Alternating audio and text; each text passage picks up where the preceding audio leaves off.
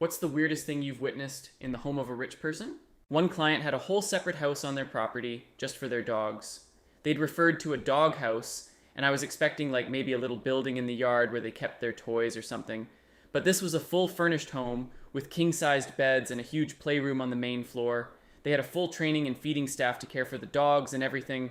They lived in their own house and would come over to visit. Seemed like a weird dynamic to have with your pet.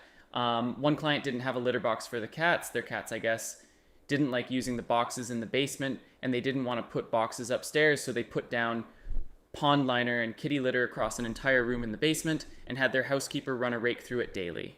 I was at John Waters' house for his birthday, and he has a room set up as a lifelike recreation of a meth lab. It wasn't a real meth lab, it's an art piece. He told me that when Bill Clinton visited him, the Secret Service agents were extremely concerned about the room. Worked with a tech founder who had a full-time personal weather person, not a weather app. A human being whose job was to text him a personalized weather forecast every morning, including how the weather would affect his specific outdoor plans. He also once asked me to research which direction his new office should face because he wanted optimal afternoon light for video calls. We spent $4,000 on a consultant for that. The office had blinds.